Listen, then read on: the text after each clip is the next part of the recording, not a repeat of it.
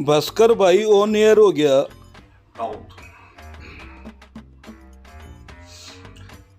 नमस्कार, मैं दीमक चौरसिया आप सब लोगों का स्वागत करता हूं अपने न्यूज चैनल में, अपने स्टूडियो में। जैसा कि आप लोग जानते हैं कि भारतवर्ष में 5 राज्यों में चुनाव होने वाले हैं और उन 5 राज्यों में जो चुनाव होने वाले हैं उनकी तैयारियां पार्टियां किस तरह से कर रही हैं, उनके नेता किस तरह से कर रहे हैं, इसकी पूरी छानबीन पूरी बात करेंगे आज के हमारे कार्यक्रम मुक्कालात में। हमारे मुक्कालात में आज 2 आदिवासी नेता नहीं,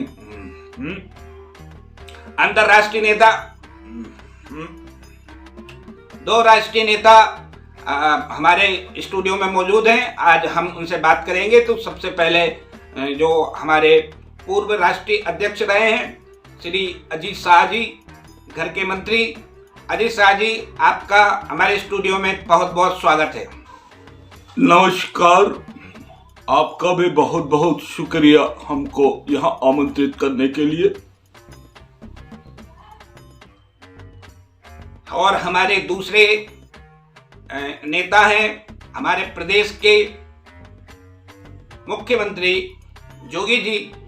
जोगी जी, आपका भी मैं स्टूडियो की ओर से बहुत बहुत स्वागत करता हूं। नमस्कार, मैं आपके स्टूडियो के माध्यम से अपनी प्रदेश की जनता को नमन करते हुए आपके अभिवादन को स्वीकार करता हूं। तो पहला सवाल मेरा राष्ट्रीय उपाध्यक्ष अजीत शाह जी से है। पूर्व राष्ट्रीय उपाध्यक्ष जी, आप पूर्व राष्ट्रीय उपाध्यक्ष अजीत शाह जी से है। अजीत शाह जी, आप किन मुद्दों को लेकर जनता के बीच में जाएंगे?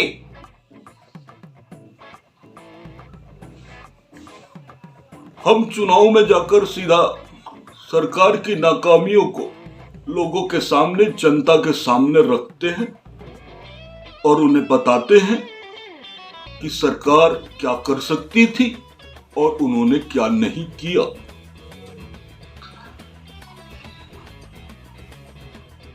अजीत शाह जी, इस जगह में आपको टोकना चाहूंगा, चूंकि 5 साल आपकी ही सरकार थी इस राज्य में, तो फिर हम आप क्या मुद्दे लेकर जाएंगे जनता के बीच में? कृपया खुलासा करें। 5 साल तक किस तरह निष्क्रिय होकर विपक्ष बैठा रहा। सरकार विकास के कार्य करती रही, सरकार विकास के कार्य करती रहेगी और विपक्ष सिर्फ अपनी नाकामियों को लेकर सरकार पर उलुल जुलुल सवाल खड़े करता रहेगा। अजीत शाह जी, मेरा आपसे अगला सवाल यह है कि अगर आप सरकार में आते हैं तो क्या करेंगे? क्या करेंगे इस बार आप नया? क्या करेंगे प्रदेश के लिए? कृपया बताएं। हमें हजारों हजार दिए हमारी सरकार ने जलाए। अगर हमारी सरकार पुनः आती है तो हर साल दियों में बढ़ोतरी होगी और हजारों लाखों दिए, खुशियों के दिए जनताओं के घरों में, नदियों के किनारे जलाए जाएंगे और उत्तर प्रदेश की दिवाली पूरे विश्व में नंबर 1 पर आएगी। हम इतने दिए जलाएंगे। 5 सालों से आप जनता के बीच में थे। 5 सालों से आपकी सरकार थी, केंद्र में आपकी सरकार थी। क्या किया आपने जनता के लिए? क्या किया? जोगी दिया, सांसद से मुख्यमंत्री बना दिया। उत्तर प्रदेश के बेरोजगार लोगों को, युवाओं को, कुछ को धर्म की रक्षा के लिए तो कुछ को गोरक्षक बनाकर हमने एक तरीके से रोजगार दिया। बड़ी संख्या में कार्यकर्ता आज धर्म रक्षक और गोरक्षक बनकर उत्तर प्रदेश के विकास में हाथ से हाथ मिलाकर विकास की इस लड़ी को आगे बढ़ा रहे हैं। मैं उन्हें साधुवाद देना चाहता हूं। हमारे साथ दूसरे बड़े नेता राज्य के मुख्यमंत्री जोगी जी भी मौजूद हैं। हम उनसे सवाल पूछना चाहेंगे। जोगी जी, आपकी सरकार ने 5 साल में रहते हुए क्या विकास के कार्य किए हैं, कृपया बताएं। देखिए, हम धर्म की बात करते हैं और धर्म के साथ कर्म पर अपना विश्वास रखते हैं, और धर्म और कर्म दोनों को मिलाने के बाद जब जो कार्य होता है उसे विकास कहते हैं। हमारे पुराने ग्रंथों में हमारे महापुरुषों ने भी यही कहा है, धर्म का साथ मत छोड़िए और कर्म किए जाइए तो विकास अपने आप होता रहेगा, जैसा कि हमारी सरकार उत्तर प्रदेश में कर रही है। चूंकि मैं एक सन्यासी आदमी हूँ, इसलिए मैं धर्म कर्म को ज़्यादा जानता हूँ, इसीलिए मैं धर्म और कर्म को एक साथ मिश्रित कर विकास की नई गंगा बहाने जा रहा हूँ, और जो कि उत्तर प्रदेश में पिछले 5 सालों से बह रही है, आप सब लोगों ने देखी है। देखिए योगी जी, मैं आपको बता देना चाहता हूँ, विकास जो है वो एक राष्ट्रीय मुद्दा है और आप केवल यूपी के मुद्दों पर ही अपना ध्यान केंद्रित रखिए। देखो, गौ माता हमारी माता है और हमने गौ रक्षा के लिए जब से उत्तर प्रदेश में हमारी सरकार बनी है, हमने उत्तर प्रदेश में गौ माता के लिए वो हर एक कार्य किया है।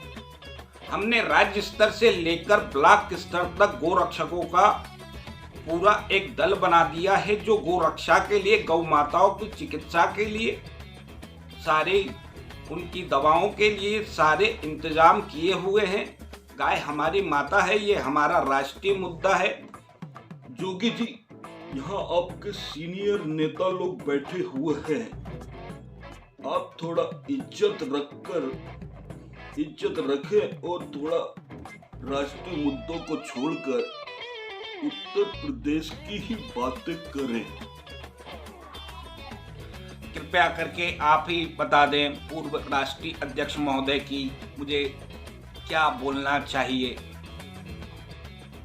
देखिए योगी जी, आप कश्मीर पे बात कर सकते हैं, आप धारा 370 पर बात कर सकते हैं, आप गुजरात मॉडल को लेकर बात कर सकते हैं। बातें करने के लिए बहुत है, आप कीजिए, बताइए कश्मीर में क्या हो रहा है, गुजरात मॉडल आप किस तरह उत्तर प्रदेश को बनाएंगे, ये सब बताइए।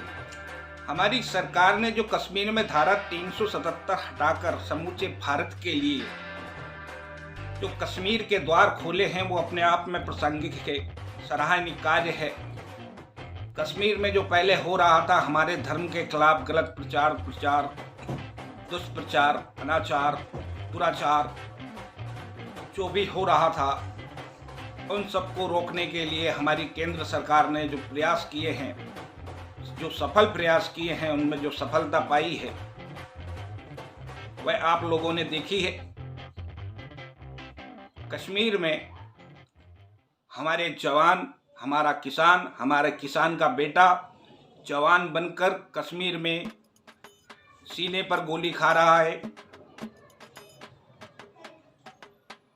कश्मीर हमारा अभिन्न अंग है और ये सब पीओके के इशारे पर, पाकिस्तान के इशारे पर, जो भाईजान अब्बाजान इस देश में बैठकर करते हैं, इन लोगों के इशारों पर जो कश्मीर में हो रहा है उसे हम कदापि नहीं होने देंगे। अगर आप हमको वोट देकर हमारी प्रदेश में जोगी जी, मैं आपको यहाँ रोकना चाहूंगा। उत्तर प्रदेश का किसान आज भी कहीं ना कहीं आपसे नाराज है, ऐसा सूत्र बताते। हमारे सूत्रों के अनुसार उत्तर प्रदेश का नाराज है किसान आपसे। क्यों नाराज है उत्तर प्रदेश का किसान, क्यों नाराज है?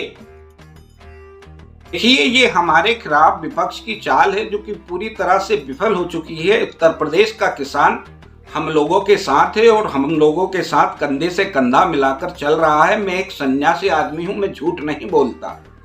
मैं आपको बता दूं, हमने उत्तर प्रदेश के किसानों के लिए बहुत सारे कार्य किए हैं, जिसमें कि नोएडा में हम एक फिल्म सिटी बनाने जा रहे हैं, जिसमें कृषि प्रधान फिल्में बनेंगी और उन कृषि प्रधान फिल्मों को देखकर यूपी की जनता के अंदर कृषि के क्षेत्र में कार्य करने की जागरूकता आएगी, उनका मनोबल बढ़ेगा और उस मनोबल के आधार पर हमारे कृषि का क्षेत्र बढ़ेगा, कृषि के कार्य बढ़ेंगे।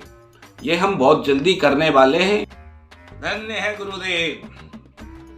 इधर पिक्चर चलेगा, फिल्म चलेगा, तो इधर किसान का हल चलेगा।